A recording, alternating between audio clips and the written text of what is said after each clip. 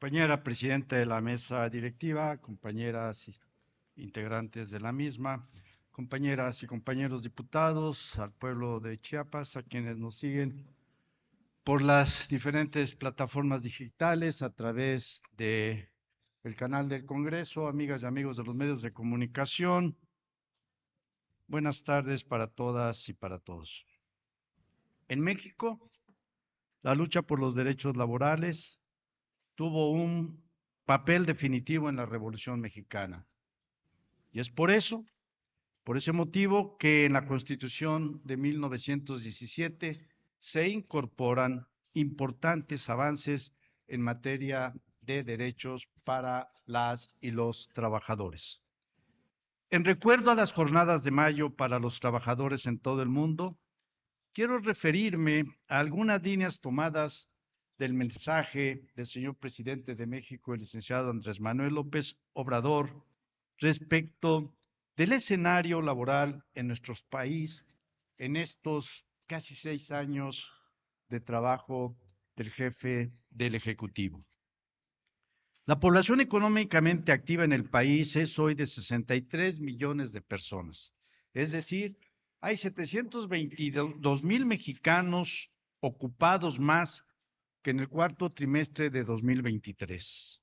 Durante este gobierno, el salario mínimo en México se ha incrementado un 135% al pasar de 88.15 pesos en 2018 a 249 pesos para este año de 2024.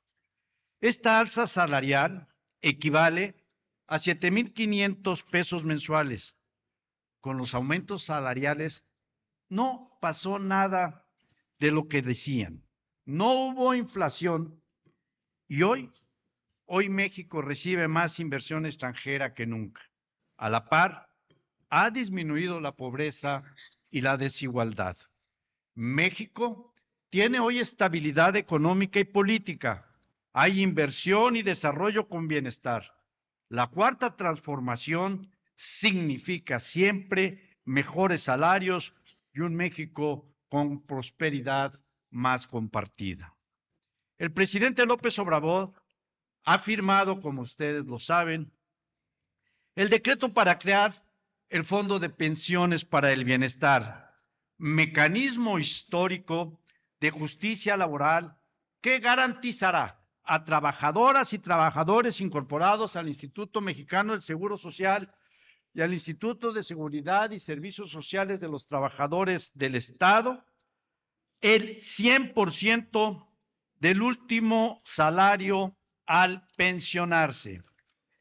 Esta reforma a la Constitución entró en vigor ayer miércoles 1 de mayo y a partir del 1 de julio de este mismo año se va a pagar la primera pensión digna con el complemento del Fondo de Pensiones para el Bienestar. A quienes ganan el salario promedio registrado ante el IMSS o el ISSSTE, está garantizada su pensión al 100%. Este mes se abrirá una ventanilla única del IMSS, del Infonavit y del ISSSTE y Afores, donde se brindará orientación para que las y los trabajadores y pensionados conozcan los beneficios de esta reforma constitucional. La situación laboral en México cambió a favor de las y los trabajadores con medidas históricas, entre estas el aumento al salario mínimo, como lo he mencionado, lo que convierte al país en un ejemplo mundial de justicia social. El presidente López Obrador ha reafirmado que el gobierno federal garantiza a las y los trabajadores el derecho a la huelga, a la libre manifestación de ideas y a las movilizaciones. Y el presidente nos recuerda que no se ha reprimido ningún movimiento, nunca ha habido una requisa, nunca se ha afectado el derecho que tienen las y los trabajadores a defender sus causas, a defender lo que consideran justo. Todo esto parece una obviedad, pero se olvida y hay que estar recordándolo, hubo cero represión, compañeras y compañeros diputados. Nosotros tenemos que celebrar que esta transformación se está haciendo de manera pacífica y es igual de profunda que las tres transformaciones anteriores. Desde el inicio de su mandato, el presidente López Obrador fijó una política laboral distinta, cuyo propósito invariable ha sido buscar el beneficio de la clase trabajadora por convicción. Estos son hechos del presidente de México. ¿Y cuáles son estos hechos? Los mencionaré de manera muy rápida. El aumento del salario mínimo de más del 100% en términos reales, como no sucedía desde hace más de 40 años. El aumento histórico al salario promedio de los trabajadores inscritos en el Instituto Mexicano del Seguro Social ahora es de 17,000 pesos. Aumentó el salario de los trabajadores de la educación con un mínimo equivalente al promedio de lo que perciben los trabajadores registrados inscritos en el Seguro Social. El desempleo de 2,3%, algo nunca visto en décadas y uno de los índices más bajos del mundo en la actualidad. Hubo crecimiento en el reparto de utilidades, cancelación de la subcontratación o el llamado outsourcing, democracia sindical, voto libre, directo y secreto en la elección de dirigentes, no injerencia del gobierno en la vida de los sindicatos, garantías plenas para ejercer en libertad el derecho de huelga. No se ha reprimido a los trabajadores ni hay persecución para las y los dirigentes sindicales. El gobierno autónomo, no al servicio de la oligarquía, sino de todas y todos los mexicanos. Gobierno auténticamente democrático, el del presidente López Obrador. Amigas y amigos diputados, estos son solo una parte de los logros que ha hecho Andrés Manuel López Obrador en estos 6 años para las y los trabajadores. Nos deja el presidente de México el siguiente testimonio. Cito: siempre por estas acciones hemos enfrentado resistencias de grupos conservadores, reaccionarios, y de ahí viene el término.